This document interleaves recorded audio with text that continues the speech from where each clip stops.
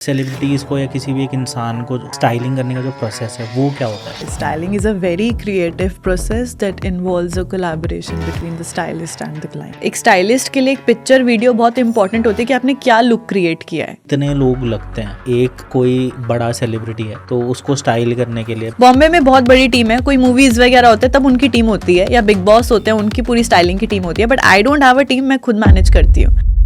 कितना चार्ज करते हैं लाइक सेलिब्रिटी?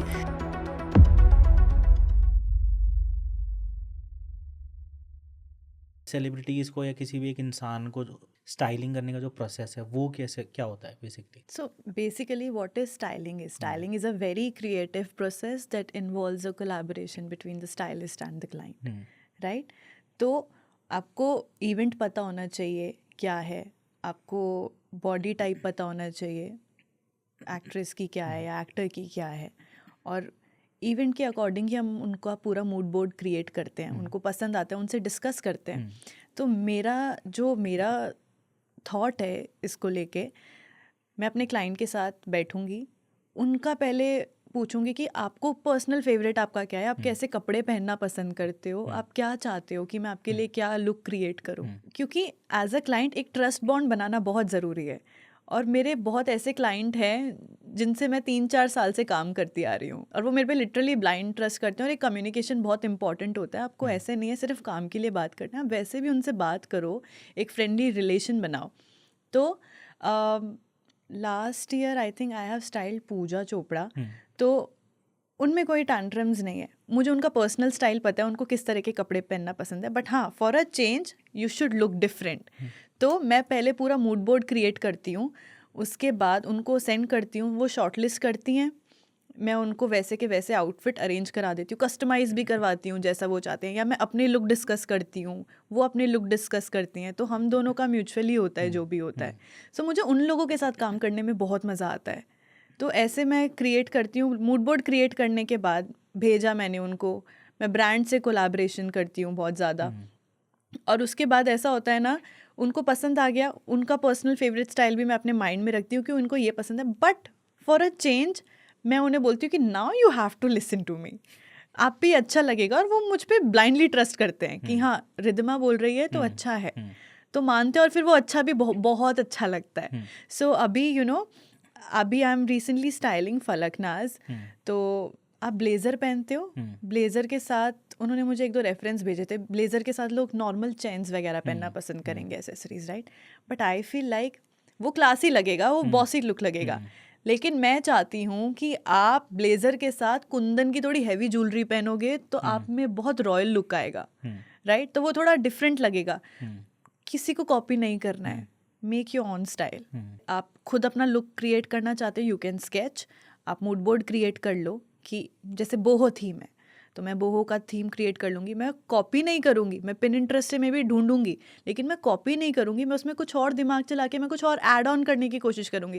जैसे डेनिम जैकेट होगी तो मैं डेनिम के साथ उसमें कुछ प्रिंट्स डालूंगी, एम्ब्रॉयडरी डालने की कोशिश करूँगी, कुछ डिफरेंट क्रिएट करने की कोशिश करूँगी. बट सेम नहीं करूँगी, क्योंकि मेरा क्लाइंट, मेरी एक्ट्रेस डिफरेंट लगनी चाहिए. मेरे दिमाग में ये एक माइंडसेट है कि मेरी एक्ट्रेस सबसे प्यारी दिखनी चाहिए, सबसे सुंदर लगनी चाहिए.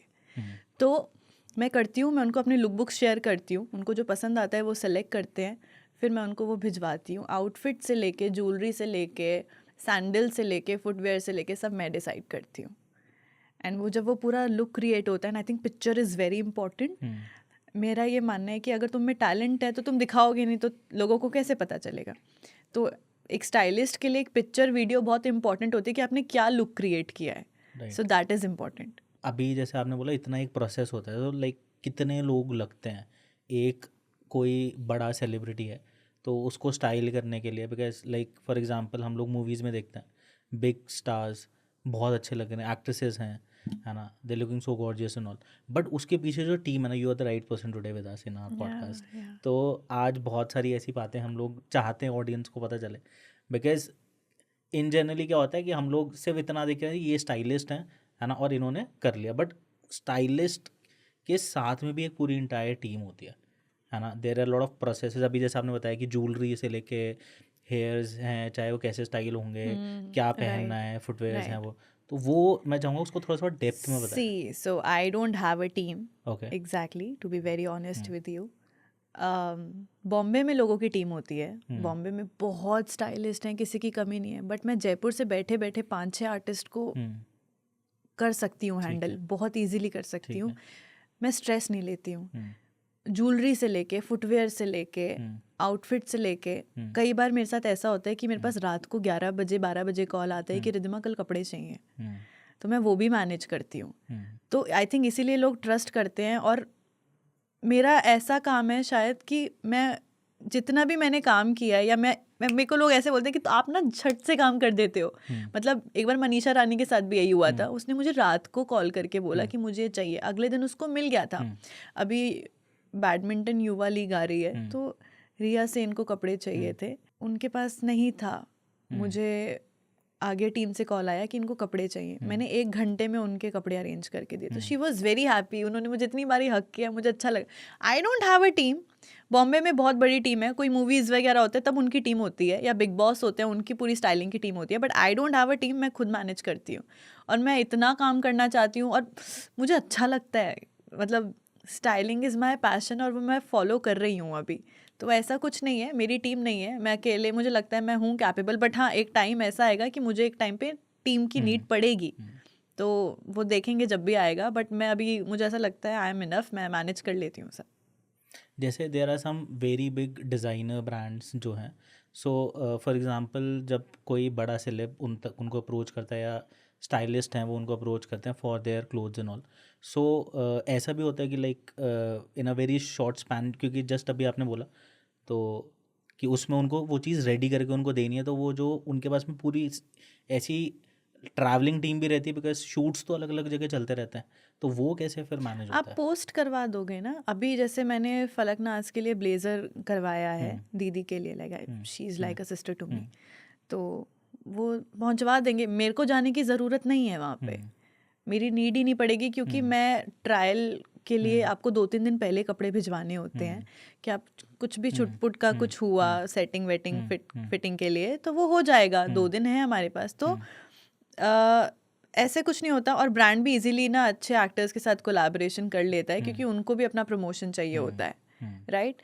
तो ऐसा कुछ नहीं है। एक हम लोग देखते हैं दैट जितने भी एक्टर्स हैं, इनको ब्रांड अप्रोच करते हैं for there promotion, cloth and all, वो राइट। उसके पीछे की स्टोरी क्या होती है एग्जैक्टली, क्या प्रोसेस होता देखो, है? बहुत एक्टर्स हैं जिनके बहुत टैंट्रम्स हैं, ठीक है। और कुछ हैं जो बहुत डाउन टू अर्थ हैं, और जो भी नए नए यंगस्टर्स आए हैं जो बहुत अच्छे लेवल पे जा रहे हैं। जैसे I will give you one example, big boss के लोग हैं, जितने भी कंटेस्टेंट थे आए, 1 साल उनका नाम चला, फिर आपको नहीं दिखेंगे इतना, राइट?